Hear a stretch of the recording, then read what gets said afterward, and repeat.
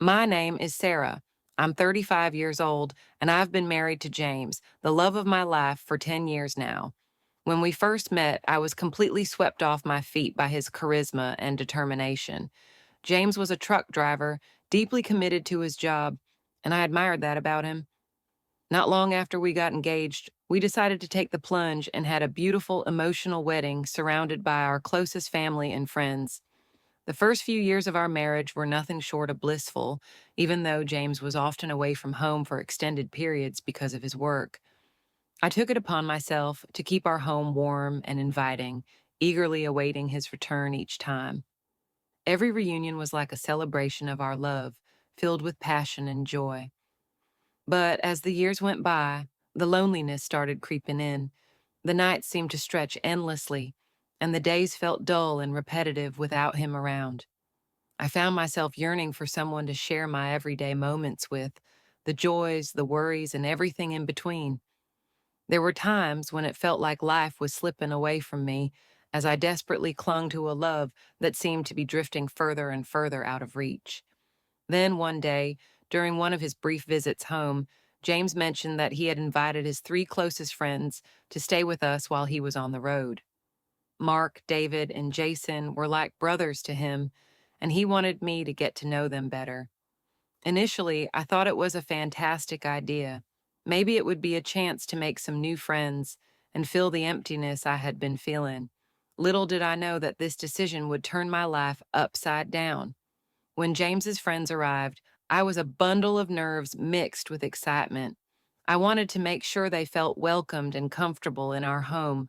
Mark, David, and Jason were all attractive and charming in their own ways, each with a distinct personality that drew me in from the get-go. That evening, I decided to go all out and prepare a special dinner to entertain them. I paid attention to every detail, from choosing the perfect menu to setting a beautiful table. As we gathered around the dinner table, the atmosphere was alive with laughter, stories, and a warmth I hadn't felt in a long time.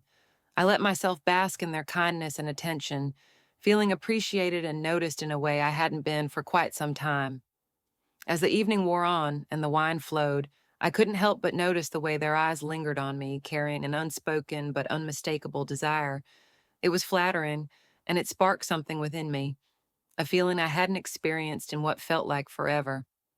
I tried to push those thoughts aside, reminding myself that I was a married woman and they were James's friends.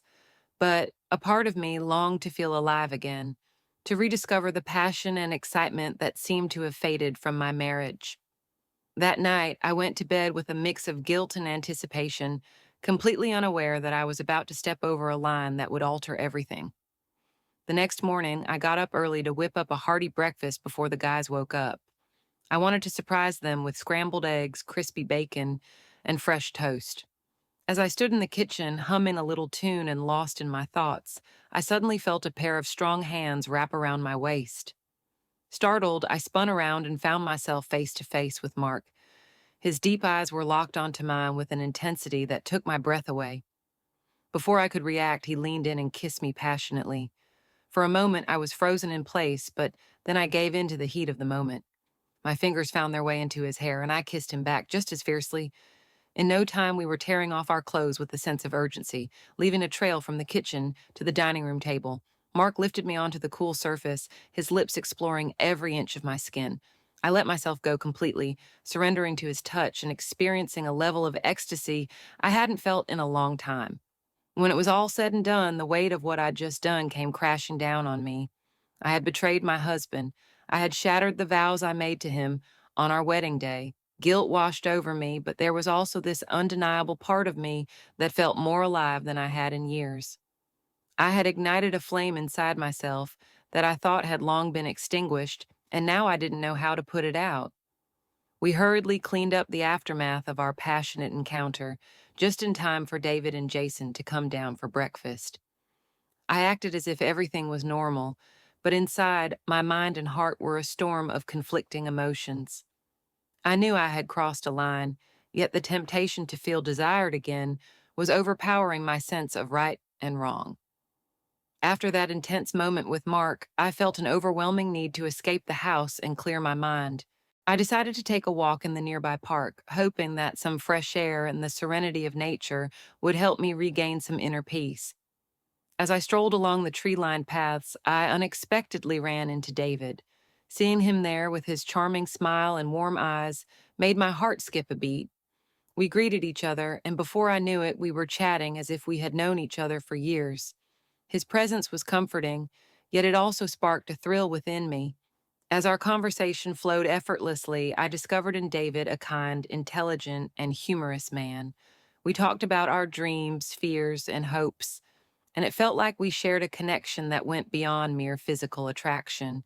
It was as though we had known each other forever. At one point, David took my hand, gazing into my eyes with an intensity that made my pulse race. He invited me to join him in his hotel room, promising me an unforgettable evening. I knew I was playing with fire, but the allure was too powerful to resist. Almost without thinking, I agreed, and we made our way to his hotel. Once we arrived at his room, we gave in to our overwhelming desire. We kissed each other with urgency, shedding our clothes in a frenzy. David gently laid me on the bed, his lips and hands exploring every inch of my body with expert tenderness. He made me feel cherished, desired, and utterly fulfilled. We surrendered to each other completely, forgetting everything outside that room, the consequences, the world beyond those walls. In that moment, it was just the two of us, intertwined in a passionate embrace, lost in the pleasure and connection we had found. Afterward, the guilt crept back in, stronger this time. I had betrayed my husband again, this time with another one of his closest friends. I felt lost, confused, yet I couldn't deny the powerful attraction I had for these men. It was as if a part of me that had been dormant for so long had suddenly awakened. I returned home with my heart torn and my mind in turmoil. I knew I was treading a dangerous path, but a part of me longed to keep exploring those forbidden emotions. The temptation was too strong, and I was too weak to resist. That night, as I lay alone in my room, trying to find sleep after everything that had happened, my mind was awash with conflicting thoughts and emotions. On one hand, the guilt of betraying my husband not once but twice weighed heavily on me, but on the other hand, I couldn't ignore the excitement and desire I had felt in the arms of Mark and David. Suddenly, there was a soft knock on the door. Curious, I got out of bed and opened it, only to find Jason standing there. His expression was serious, and there was a hint of unease in his stance. He asked if he could come in, saying he needed to talk to me about something important. Once Javier was inside the room, he immediately started apologizing, worried that his friends might have disrespected me or made me feel uncomfortable in any way. He assured me that he would never cross that line and that he deeply valued our friendship, as well as his friendship with James. His words touched me deeply, only intensifying the guilt that was already eating away at me. I quickly reassured him that everything was fine, and there was nothing for him to worry about.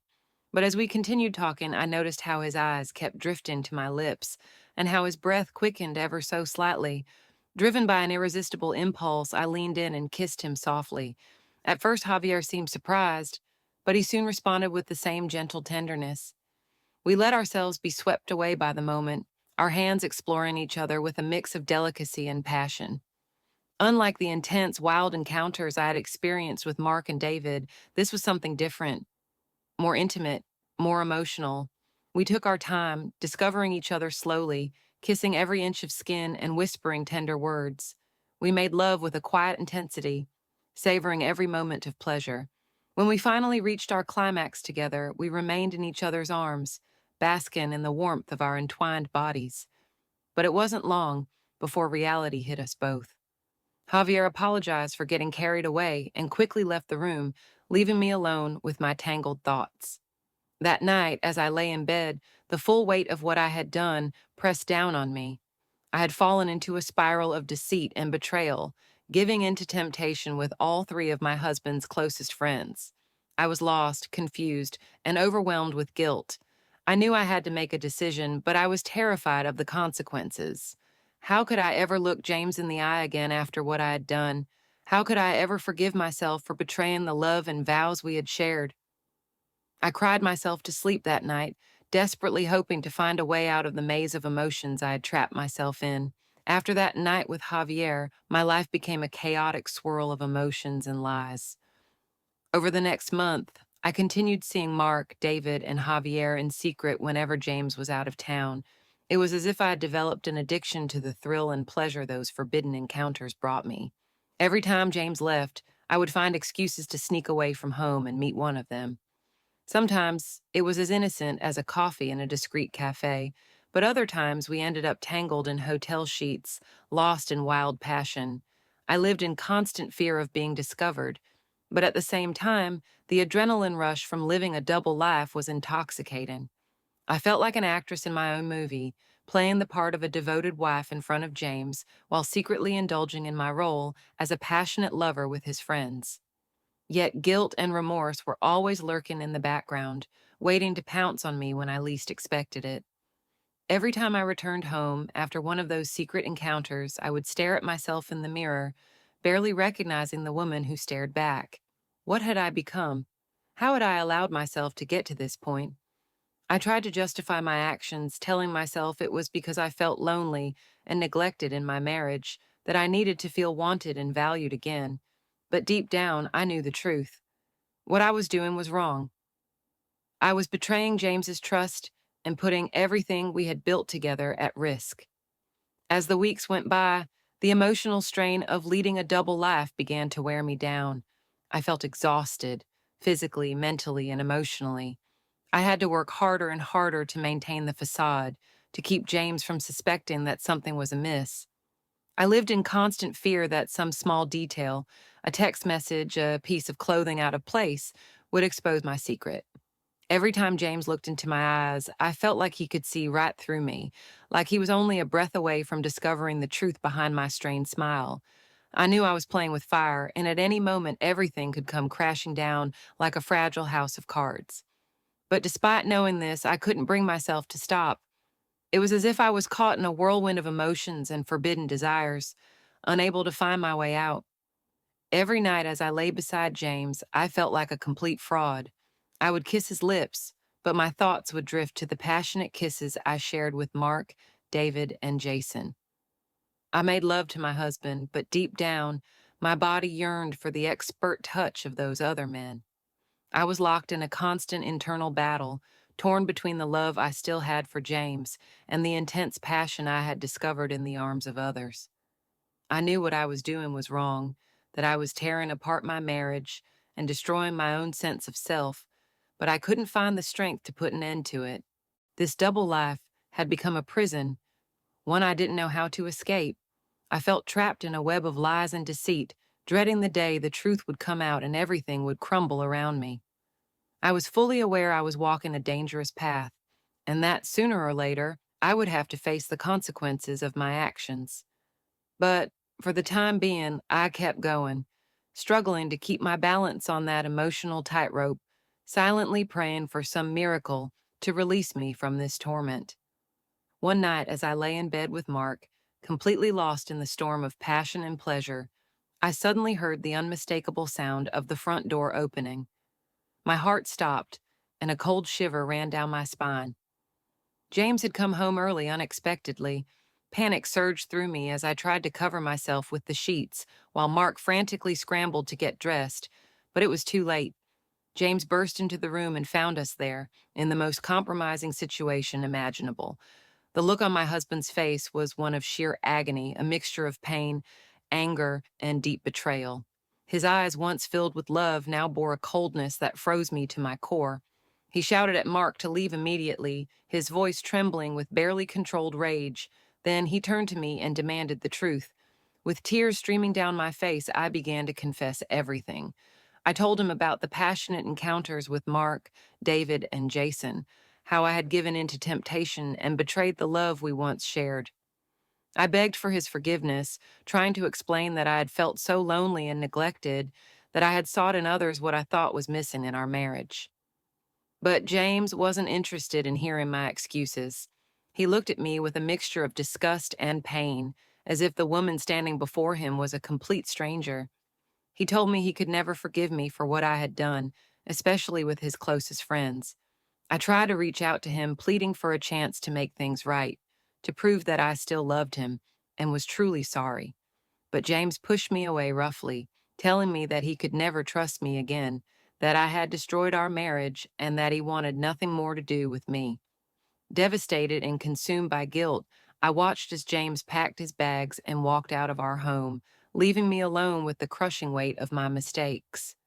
I collapsed onto the floor, sobbing uncontrollably, knowing that I had destroyed the most precious thing in my life.